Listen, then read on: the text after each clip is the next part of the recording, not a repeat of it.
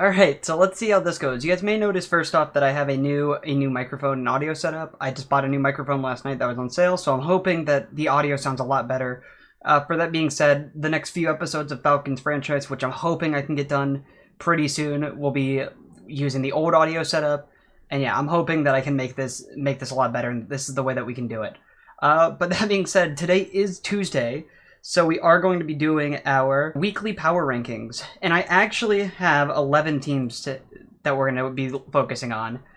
I know it's technically 12, and I know that it's a 10-team power ranking, but I just can't put these two teams who are deserving of top 10 spots, but they're just hurt, so I gotta have it. So I'm gonna start with the honorable mentions first off.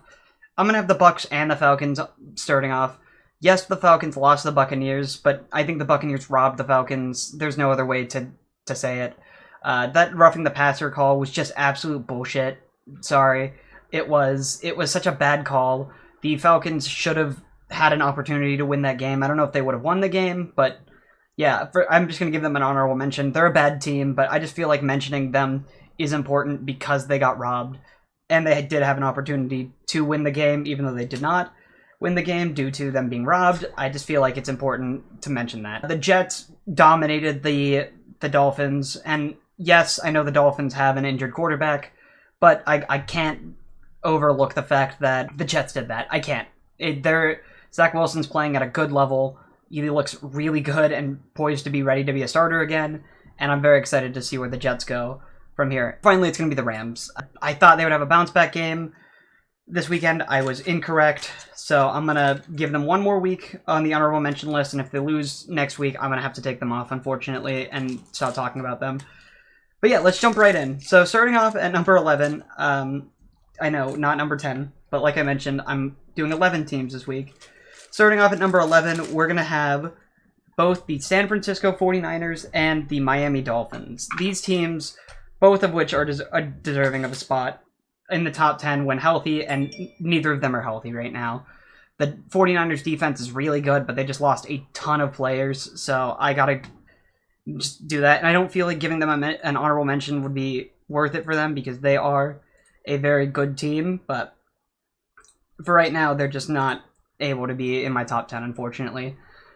Same with the Dolphins. Moving on to number 10, though, this is where things get a little confusing for me. I have the Green Bay Packers. They lost last week to the New York Giants, and I really thought the Giants were going to be not contenders this year. I really was convinced that the Giants were going to be bad. But yeah, we'll talk about the Giants later on, but for right now, let's talk about the Packers. Aaron Rodgers made some questionable throws at best, and even some really, really bad throws. He just doesn't look like he trusts his receivers or wants them. The only one he looks like he trusts is Randall Cobb. And yeah, overall, I gotta give the Packers a lot lower shot. Last week, they were at number 4 for me, but I can't act like the Packers are playing good. They're not. They're playing at a terrible level right now. A.J. Dillon and Aaron Jones are still one of the best running back duos in the league, and I love watching them play, but everyone else is just a no for me on the Packers right now. That defense, which is supposed to be one of the best, is playing bad, and I would like to see them improve. They have a really tough game coming up this weekend, and I would like to see them be a little bit better. They play the Jets this weekend, who I gave an honorable mention in Lambeau, so they better win that game. If not, they're going to be off this list for sure. Moving into number 9, we have the New Orleans Saints, and I know that the Saints are worse than the Buccaneers right now in their divisional rankings, but I like the Saints better. Once Famous Jameis comes back, if he comes back, the Saints are going to be awesome. Andy Dalton is playing at a very, very high level in the one game or the 2 games he's played. I know they lost Chris Olave for concussion, so he's probably not going to be playing this week, but I'm thinking that he could be one of the teams that, or one of the players that is very good on that team. Alvin Kamara looks amazing. When they get Michael Thomas back, it's going to be even better. I'm loving the Saints. Their defense is playing really well, just lighting up Geno Smith. And yeah, that's about all I got for the Saints. They're just a very good all-around team, and for right now, I'm going to have them at number 9. Moving on to number 8, we have the Minnesota Vikings, currently leading the NFC North and at the number 2 overall seed in the NFC.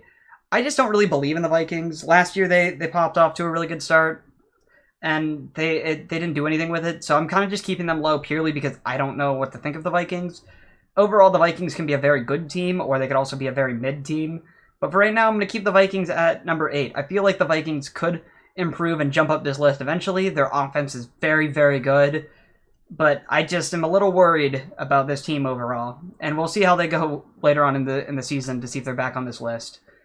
Moving on to number 7, we have the Dallas Cowboys. And I would love to put them higher, but I just don't trust their offense with Cooper Rush. Yes, he's undefeated as the starter, and he's playing at almost an elite level. I just feel like that having him... or they're being carried by their defense, is what I feel like. That defense destroyed Matthew Stafford. 36 pressures on him while they had 37 rushing yards. Absolutely insane to think about. And overall, I think the Cowboys could become a top 5 team. For right now, I just worry that they're not where they could be. And once Dak Prescott gets back, they're going to be very, very hard to defeat. They have a very tough game next week against the Eagles, but I think that they might be able to be shocking some people as they keep going later on in the season. Moving on to number 6, we have the LA Chargers. This team is freaking awesome when they're not giving you a heart attack. Justin Herbert's playing at a much higher level. He's back from being hurt. It looks like the injury didn't do much to him. Yeah, he's looking awesome. Austin Eckler's looking amazing. Once they get Keenan Allen back as well, they're going to be even better. And overall, the Chargers just look really good. They're currently in second place behind the Chiefs, but who knows? Maybe if they keep popping off, maybe they might end up being a lot better this season. We'll have to see. But for right now, I think that they'll be in the wild card this year unless they have just an absolute collapse like they did last season. And yeah, that's going to be all I got for the Chargers this season. Justin Herbert is looking like he could be a top 2 quarterback, and yeah, I'm really excited to see where this goes. Moving on to number 5, we have the New York Giants going across the pond and upsetting the Green Bay Packers after being down 17-3 at the half. Absolutely amazing is that defense. The defense is fantastic. They're such a good team all around. Yes, they're injured to hell, and they don't really have the best wide receiver depth or best quarterback right now, but Brian Daboll, man, can we call him Coach of the Year already? He deserves it. He is an absolutely amazing quarterback or coach. He did really good work in Buffalo, and he's bringing that from Buffalo all the way to East Rutherford, New Jersey, and he's looking amazing as a coach. I'm very excited to see how the Giants do for the rest of the year. I'm not sure if they'll be a competitor, but if they keep playing at the level that they are now, then they will eventually be one. Moving on to number 4, this is going to be probably a little bit controversial because I had them a lot lower last week, and they didn't really do much better this week, but I have the Baltimore Ravens. And my reason behind it is I think that the Bengals are more of a competition than the Packers are. Yes, I don't have the Bengals on this list, but I would have the Bengals easily in my top 15. But yeah, I really think that the Ravens are playing really well. Mark Andrews, before Travis Kelce took over, decided that he was going to be one of the best tight ends in the league. He absolutely lit up the Bengals. Lamar Jackson is missing some throws, but overall is looking like a decent player. I'm showing why he deserves to be a top 10 quarterback in the league.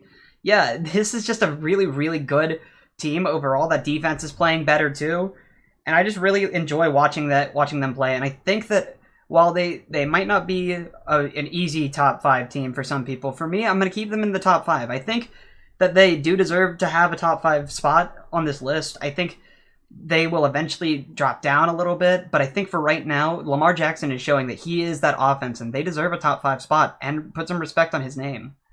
Moving on to number 3, we have the Kansas City Chiefs. Had a little bit of a rough go at home versus the Raiders last night. They had an absolute BS call on Chris Jones, who stripped away the ball from Derek Carr last night that should not have been called. They had just one of the worst calls ever, or some of the worst officiating I've ever seen in that game last night, but they managed to sneak a win up against the Raiders. Now, if they continue to have these struggles, as this week they've played the Bills or these issues, we're gonna be seeing a team that drops down on the list. I'm a little bit worried, and this is going to be a very, very good test for the Buffalo Bills and the Kansas City Chiefs, as both of those teams are absolutely amazing, and we could be seeing a sneak peek at the AFC Championship here. I am a little bit worried about watching the Chiefs. Their offense takes a while to get warmed up, more than I would personally be liking, but overall, I think the Chiefs are a very good team, and as long as Patrick Mahomes is their quarterback, they will continue to be a good team. Moving on to number 2, we have the team that I didn't want to win this weekend, but won anyways, and absolutely broke my heart. as a Steelers fan, we have the Buffalo Bills. 38 points against the Pittsburgh Steelers defense. 2 touchdowns for Gabe Davis on 3 receptions for 171 yards. Both of the touchdowns over 40 yards. A 98-yard touchdown reception for him. Yeah, James Cook got a touchdown. I don't even know how to feel, man. This team is just absolutely fantastic. Josh Allen is playing at an MVP-like level, and if he's not one of the front runners for MVP at this point, I don't know who is. Yeah, their defense, amazing. 3 sacks on the Steelers' brutal, beat up to hell O-line. Stop Najee Harris and Kenny Pickett from doing anything.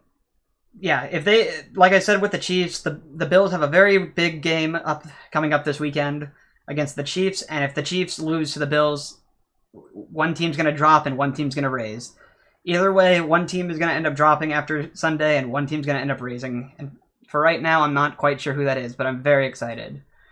And coming in at number 1, this should be no shock to anybody, we have the Philadelphia Eagles.